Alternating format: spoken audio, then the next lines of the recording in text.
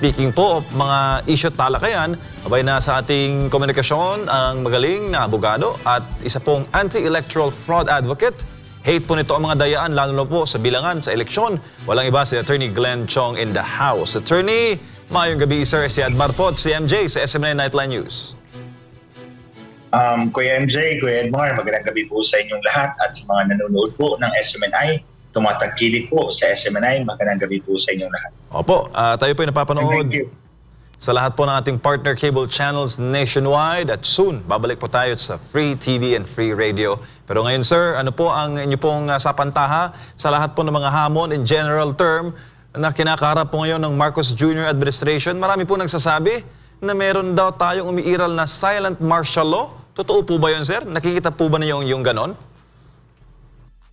Actually, nakikita ko yan hindi lang sa pagigipit po sa SMNI, pati po sa mga kritiko ng administrasyon ito. Notably, si Ms. Maharlika and many others. Pati ako, I think may final na kaso laban sa akin sa IBP. Hindi ko pa natanggap yung complaint dahil minil nila sa ibang address. At finorward yun sa aking address. Inantay ko, hindi pa rin dumating sa akin. Pero sasagutin ko yun. So I can feel that personally sa sarili ko and for many others. Especially ngayon, ang pinaka malinaw na example ng panggigipit ay ang SMNI. Silent muna dahil selective, ika nga ng ating mga nababasang komento. Kaya pinapaabot namin ang tanong ng taong bayan sa inyo po, attorney. Lalo pat na present po kayo sa Maisog event doon sa Davao. Present rin po kayo last time sa Cebu at medyo high blood po kayo doon sa inyo pong Bailey Week. At kahapon po ay mas matinding rally. Pang-10 mas matindi yata yung mga binitawang rally. Kanina at saka yung kahapon ng mga supporter ni Pastor Apollo C. Kibuloy. What does it mean to you, sir, being an observant sa ating pong pamamalakad sa bansa? Actually, Kuya MJ, Kuya Edmar, mga kababayan, this administration, alam naman natin na ang nagpapatakbo talaga sa administrasyon ito ay si Lisa Marcos. They have cultivated an atmosphere na walang kumukontra sa kanila, especially sa mainstream media. They took that from the playbook of Smartmatic. Si Lisa Marcos mismo ang nagsabi sa akin, binabayaran ng Smartmatic ang mga news editor ng newspapers, TV, and radio para hindi lumabas yung mga baho ng Smartmatic. Si Lisa Marcos mismo ang nagkwento sa akin in one of our UC session, kaming dalawa lang noon, nag-UYOC. So I think she is also taking that playbook from Smartmatic na ito rin yung nangyayari, walang lumalabas na opposition. But this time, with the Maisog rally in Davao, in Cebu, and this rally also para kay Pastor Kibuloy kahapon at kanina, nakikita natin na may visible opposition na ngayon laban sa kanila. Opo sir, tsaka matindi po ang mga kritiko ngayon ng administrasyon. Nakakita po ba kayo sir ng ganito na magto 2 years pa lang marami ng banat? Bago pa nga lang siya, di ba? Not in recent history. Meron to nangyari dati sa tatay niya. But it's all coming back sa kanyang administrasyon ngayon.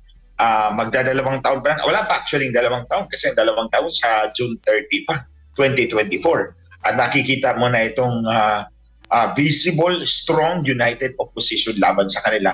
Dahil nga ginigipit nila yung mga kritiko nila. Ayaw nila na ilabas natin yung kanilang mga ginagawang baho. Ako mismo, nilalabas ko talaga yan sa publiko. This is an illegitimately elected administration. At least, ang presidente, because hindi kasama ang vice presidente dyan. I have always maintained that Vice President Sara Duterte was properly and legitimately elected by the people. But I cannot say that for Bongbong Marcos. Opo, tsaka sir, nung sa Cebu na rally, ano po yung mga binitawan po ninyong mga pahayag na meron kayong mga statement doon na hindi nasali sa affidavit? At gaano po ito kabigat sir, doon po sa inyo pong paliwanag na may nangyari sa eleksyon kaya nanalo si BBM? Kuya MJ, Kuya Edmar, mga kababayan, ganito yun, yung konteksto. Di ba, Kuya MJ, magkasabay tayo sa airport. Pareho yung flight natin, di ba? Sinabi ko sa iyo, ito yung gagawin ko. At sabi mo, oh, high blood ka na ngayon. Actually, galit na galit ako dahil they were attempting to stop me from talking in Cebu. Kasi natanggap ko yung, nalaman ko yung final nilang kaso 1 week before or a few days before the event. So para sa akin, minil nila sa ibang address para ipaalam sa akin na meron silang ganong action laban sa akin. So parang attempt nila yun na huwag kang pumunta doon sa Cebu. I will not be muscled. Hindi nyo magagawa yan sa akin, Lisa Marcos. Lalaban at lalaban si Glenn Show. So, kaya galit na ako. And then it was carried over the next day. Siyempre, hypercharged na ako nun. Galit ako sa kanila because they were attempting to stop me. So yung sinasabi ko po, it was in Cebuano, mga kababayan, at gawin natin Tagalog yan for everybody to understand. Sinabi ko na merong 3 meeting ng Smartmatic. Ang una ay December 10, 2021. Pagkatapos na mag-file ni Bongbong Marcos ng Certificate of Candidacy for President, October yun. By December 10, 2021, tinext ako ng Secretary ni Lisa, si Camille, na inatasan niya akong pumunta doon sa office ng Total Information Management Corporation. Ito yung partner, joint venture partner ni Smartmatic. Kaya nga Smartmatic PIM Philippines, yan. So, pinapunta nila ako doon dahil may meeting tungkol sa eleksyon. Wala na mapag-uusapan kundi yung eleksyon. Ang nalaman ko na lang the next day, hindi ako nakapunta because late ko nabasa yung text. Nalaman ko na lang the next day, this is a reliable person, kasama ko to, kasama doon sa meeting, na nandun din yung abogado ni Speaker Romualdez, ni Tambaloslos. Nandun din siya. Pero walang representative doon siya, si VP Sara Duterte. That's one. Yung pangalawa, ito yung meeting ng February 2022. Kasagsagan na po ito ng kampanya ng eleksyon. It's a video conference. Nandun si Cesar Flores. And then in another screen, nandun din si Lisa Marcos sa kanyang office sa Fort Bonifacio. Kami naman, ako, si Hubert Guevara, at si Ivan Oy. Si Hubert Guevara is yung bagong SEC Commissioner ngayon. Si Ivan Oy is Secretary ng DICT. Kaming tatlo, nandun kami sa conference table ng conference room na nauna sa aming office doon sa 6th floor ng BBM Campaign Headquarters, yung National Campaign Headquarters niya. Tapos, nag-meeting kami. Of course, ang pinag-usapan, eleksyon. At itong dalawa, sinabi sa akin na magtago ka kasi kilala ka ni Cesar Flores. Baka hindi magsasalita yan. So, ako naman, nagtago naman ako doon sa may sofa kasi doon sa gilid. Out of the range ng camera, lumipat ako doon. Nagtago ako doon. Again, walang representative doon, si VP Sara Duterte. Itong meeting na to, wala to sa aking affidavit. Tinago ko to. Kasi alam ko na I calculated it correctly na ang pagbibintangan nila ay si Cesar Flores. Kasi ang pinangalanan ko sa third meeting ay si Roger Piñate Alejandro Martinez, which is correct. Kasi that's borne out by the records of the Bureau of Immigration. So itong pangatlong meeting, ito na yung March 2022. Kasagsagan na talaga in the heat of the campaign. Na sinabi ni Lisa Marcos sa amin, guys, I have a meeting with the owners of Smartmatic. I need 2 technical guys to be with me. Tapos, lumingon sa akin, dinuro ako at sinabi, but not you because they hate you so much. So, again, if the first one and the second one, walang representative si Sara Duterte, with more reason to assume na wala asang representative sa third meeting. Dahil, tulad ng sinabi ko, ayaw ni Lisa Marcos kay VP Sara Duterte. Ginamit lang nila siya para mag-slide down to Vice President at ma-ensure na manalo ang kanyang asawa. In other words, mga kababayan, Kuya MJ, Kuya Edmar, Lisa Marcos was actively courting Smartmatic in the run-up to the elections during the campaign, bago ang halalan, para masiguro niya na manalo ang kanyang asawa. By hook or by crook. So itong unang meeting at yung pangatlong meeting, nasa affidavit ko yan. Pero itong pangatlo, tinago ko to. Yung middle, yung pangalawang meeting, tinago ko to. Dahil personal akong nandoon. Tapos, ang pinangalanan ko kasi naka-meeting ni Lisa Marcos na pangatlo, ay yung may-ari talaga ng Smartmatic. Tama talaga ang sinabi niya. Co-founder, president of Smartmatic worldwide. si Roger Peñate Alejandro Martinez dumating March 17, 2022. Umalis ng bansa April 5, 2022 ayon sa record ng Bureau of Immigration. So, kinalculate ko na baka si Cesar Flores ang pagbibintangan nila COMELEC.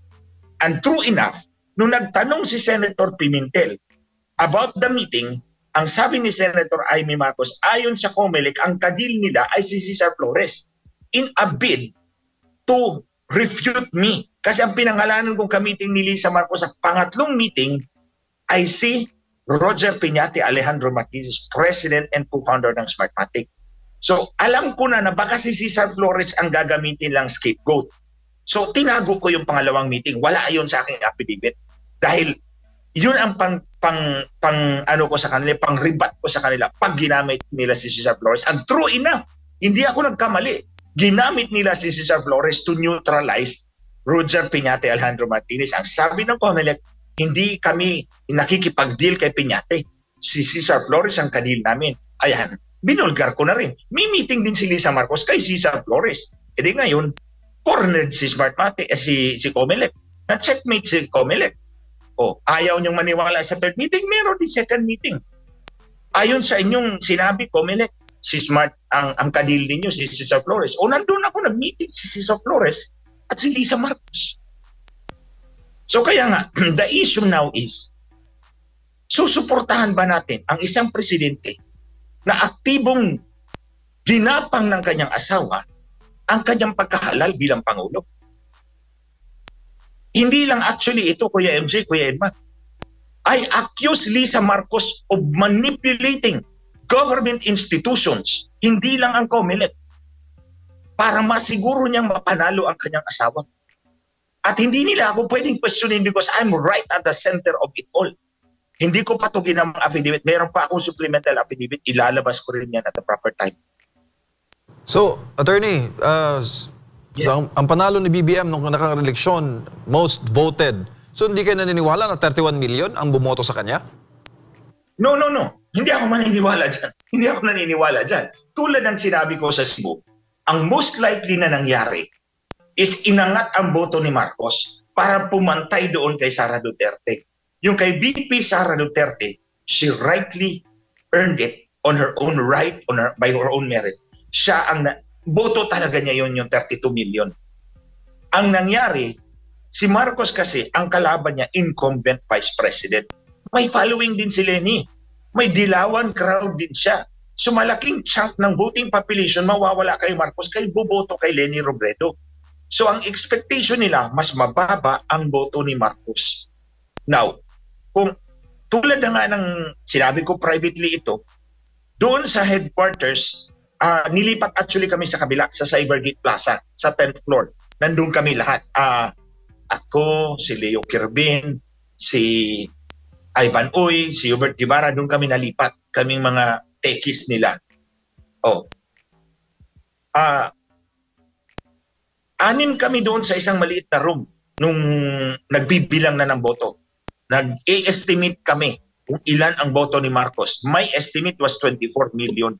Walang lumagpas ng 26 million. Nandun lang 24 to 26 million lang yun. Tapos nung lumabas yung resulta, 31 million plus siya. So ang tingin ko, inangat ang boto ni Marcos para pumantay doon kay kay VP Sara Duterte. Kaya nga, maliit lang ang lamang. Lamang pa rin si Sara Duterte, pero maliit lang ang lamang dahil they cannot afford na mas mababa yung boto ni Marcos dahil alam ni Lisa na weakling yung husband niya, weakling si BBM. Tulad ng sinabi ni President Duterte, he's a weak politician. I will not call him a leader because he is not, for all intents and purposes. So, he is a weak politician. Alam ni Lisa yan. Kasi nga under niya under desire niya. Sabi ko nga, si Marcos Jr., manikin lang yan sa Office of the President o flower pot. Call it whichever you like. Manikin o flower pot. Or ngayon, titular president.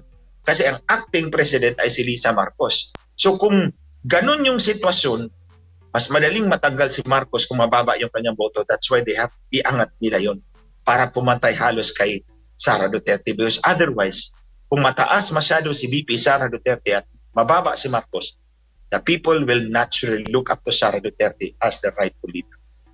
Attorney, may gabi si Admar ito. Yes, Lemar.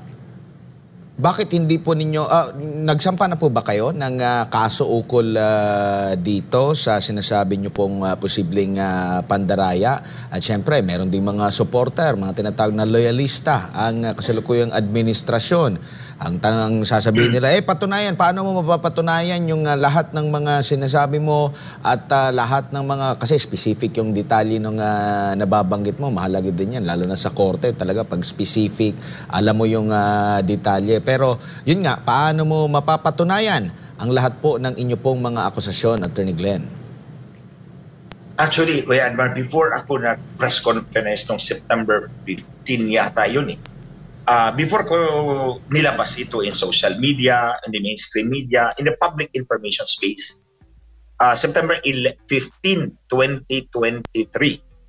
September 11, in-execute ko yung affidavit ko. September 12, final po yan sa Commission on Elections doon sa disqualification petition against Smartmatic. Kasi sila T.N. Rio, that is General Rio, si Frank Isaac, si Colonel Odonio, at si Gas Lagman, nag-file sila ng petition for disqualification sa Smartmatic. And then, in-attach yung aking affidavit in the supplemental petition. Dinetalye ko lahat yun. It's a 15-page affidavit, including all the circumstances, at pinanindigan ko yan. At nung nag-hearing kami noong October 17, 2023, nandun ako sa loob ng session hall ng Comelec and Bank, ready to answer their questions. So, in fact, sabi ng abogado ng mga petitioners, sila General Rio, Gas Lagman, Frank Isaac, Colonel Odonio, Your Honor, Attorney Glenn Chong is here to answer any questions about his affidavit. So, walang commissioner nagtanong sa akin. 7 sila, including yung mga abogado ni Smartmatic. In fact, if I computed it correctly, 15 abogado ang nandun, including the commissioners.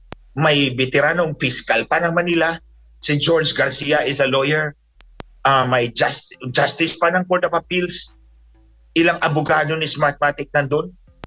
Mag-isa lang ako, ready to answer any and all of their questions concerning my affidavit. No one asked any question at all. So yun ang patunay ko sa publiko. Ayaw nilang harapin yung katotohanan sinisiwalat ko sa publiko. I'm ready to answer your questions. And I'm ready to prove the facts I stated therein.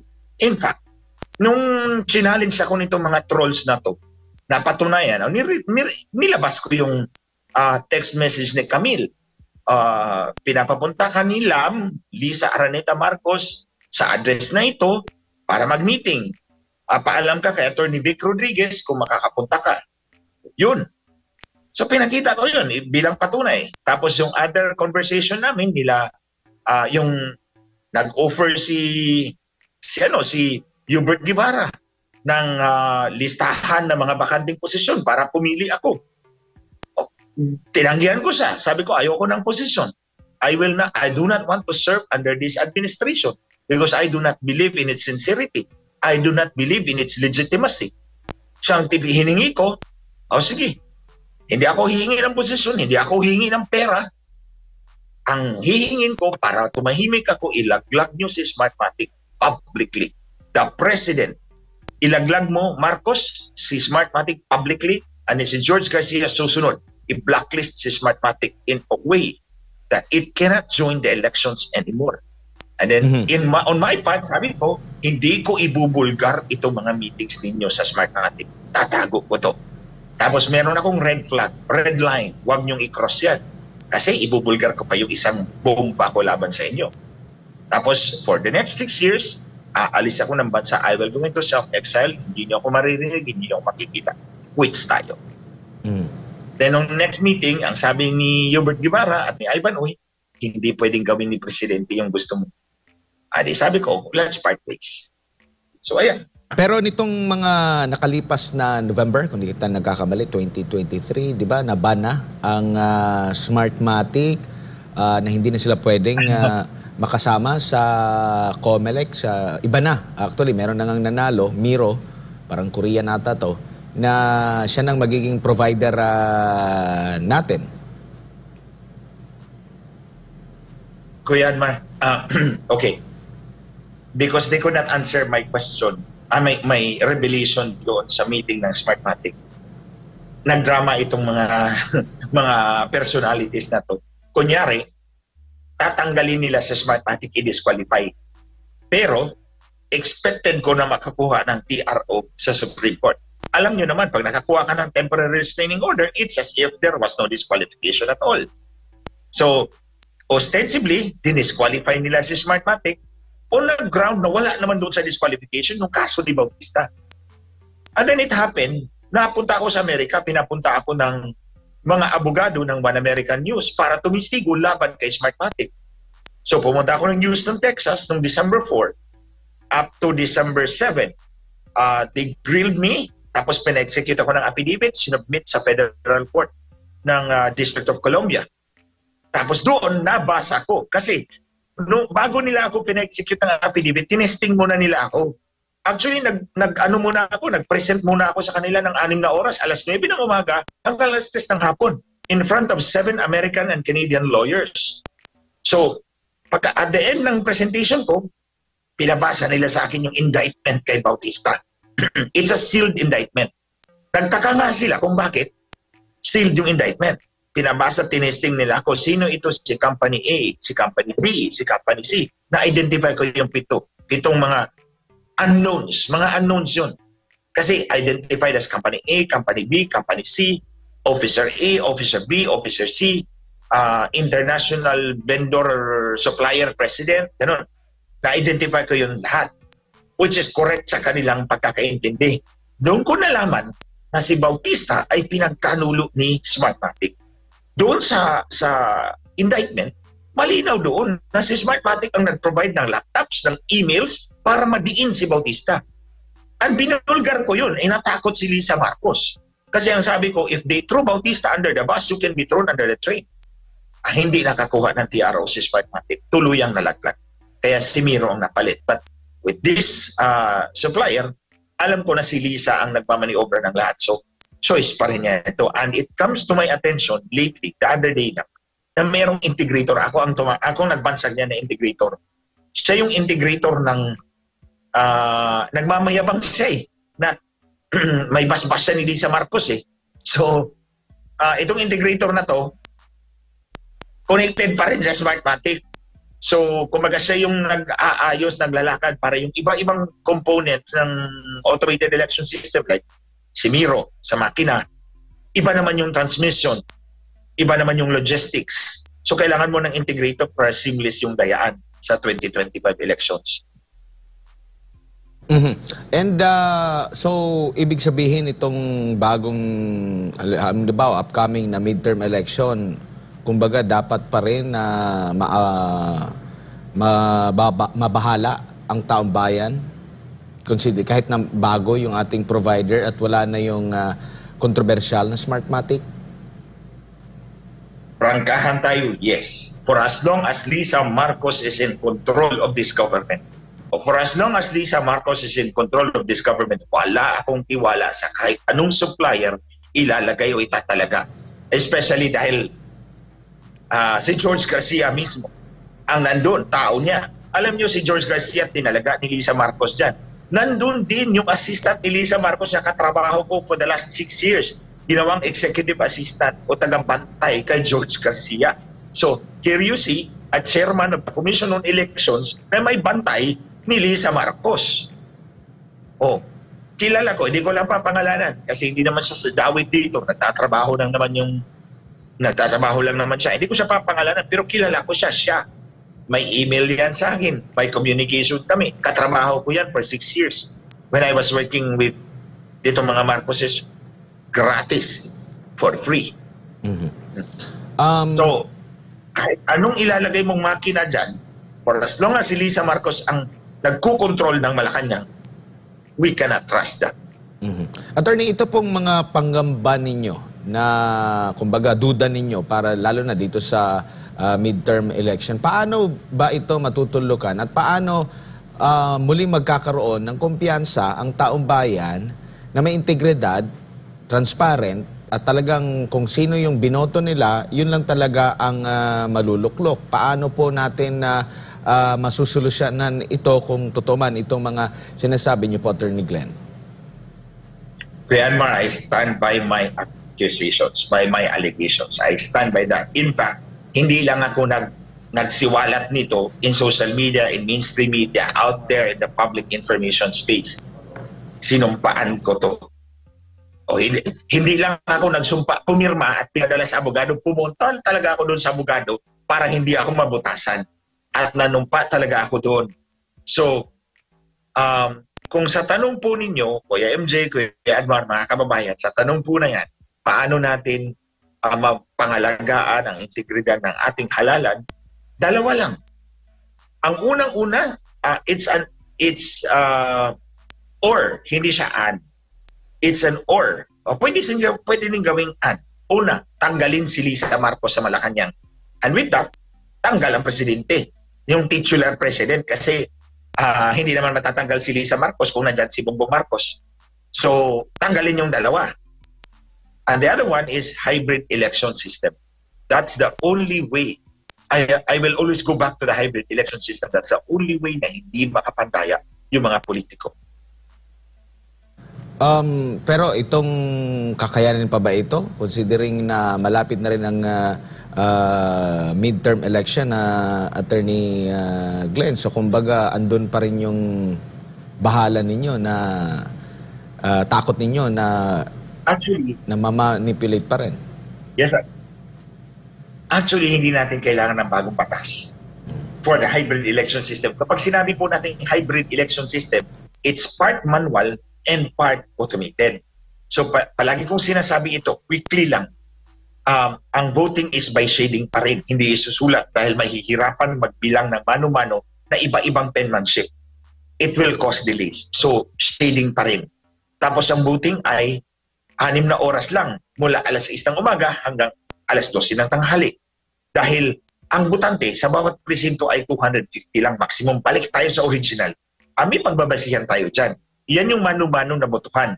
Ang basis natin dyan is Batas Pambansa bilang 881. Ito yung Omnibus Election Code.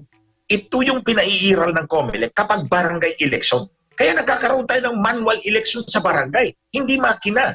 Alam natin lahat yan. Sa barangay elections, manual ang election. Ang basis, Batas Pambansa bilang 881. On the other hand, pag bilang ng boto, ganun din, mano-mano. Tapos pipicturean natin yung blackboard at yung electronic tally and then transmit mo. This will now be governed by the automated election system law. So kumbaga hybrid lang yan. Ang kailangan lang ng COMELEC ay gumawa ng implementing rules and regulations. Madali lang gawin yan.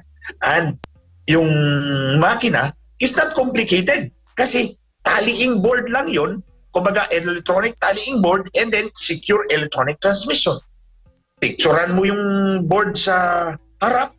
I-compare mo doon sa electronic tally mo. Kung magkapareho, padala mo na. Oh. So, hindi mo pwedeng dayain doon sa munisipyo. Kasi, merong one true count doon sa presinto. So, kumbaga, ang boto ko doon sa presinto 100, pagdating sa munisipyo, naging 200, huli ka kaagad. Kasi, kitang-kita ng mga tao na binilang na mano-mano doon sa presinto. That's why palagi ko sinasabi, pag hybrid, walang lusot ang mga mandarayang politiko. And it can be done. It can be done. Walang excuse dyan si George Garcia. Madam COMELEC. Attorney, kahapon sa prayer rally ng mga supporter, mga leaders, key leaders ng Kingdom of Jesus Christ dito sa Metro Manila, ang titulo ng prayer rally ay Kapangyarihan at Kalayaan, ibalik sa taong bayan. Alam naman natin sa ilalim ng konstitusyon, ang taong bayan, doon ang gagaling ang kapangyarihan na hawak-hawak ngayon ng mga namumuno. So, ibig sabihin, kung merong problema sa ating election system at hindi ka panipaniwala, ibang kapangyarihan ang nagbigay sa kanila at nagluklok, so labag yun sa konstitusyon. Ultimately, ang taong bayan pa rin ang magdi-decide niyan. we can go by the route of the Constitution or extra-constitutional. Dahil kung hindi naman gagawin ng mga politiko nakaupo ngayon to remedy the problem, then the people in a direct exercise of sovereignty can do that. Attorney, nais ko lang pong makuha ang comment ninyo dito sa tanyag na quote mula kay Nelson Mandela. Sabi niya, when those in power deny your freedom, when those in power deny you of freedom, the only path to freedom is power. Pakonek po sa mga nangyayari ngayon at sunod-sunod po ang mga rally, marami po ang nagpapahayag ng kanilang discontent sa pamahalaan. Okay, if I may restate that, the only way, I mean, if you are denied the freedom, the only way to regain freedom is through power. Yes, sir. Actually, that's the sheer power of the people. The sheer power of the people. Kasi naman, ang kinatatakutan naman ni Marcos yung military pag bumaligtad. Well, the military is the protector of the people. That's why I'm putting forward the issue. Sino ba ang poproteksyonan ninyo? Ang isang illegitimate na pangulo na ang nididikta naman ay ang asawa, hindi naman siya effectively siya ang commander-in-chief. Ang commander-in-chief ang yung may saya, o hindi yung lalaki. Okay. And then the election was done in a fraudulent way dahil hinabol ni Lisa Marcos ang Smartmatic. So ultimately, sino ang proteksyonan ng military as the constitutional protector, kundi ang tao-bayan? And the people are already showing now signs of the exercise of that sovereign power. Opo, malinaw, sir. Thank you, sir. At sir, para po sa inyo bilang pong Pilipino, gaano po kahalaga sa ating value yung utang na loob? You know, Kuya MJ, Kuya Admar, Pro bono kayo, sir. Pro bono kayo. Ilang years? You know what? When I was in Dubai a couple of weeks ago, yung isa kong political leader dati when I was congressman, nag-text siya sa akin, attorney, pwede bang dalawin kita sa hotel mo? Sabi ko, sige, at this time, puntahan mo ako, aantayin kita. So inantay ko talaga siya, dumating siya.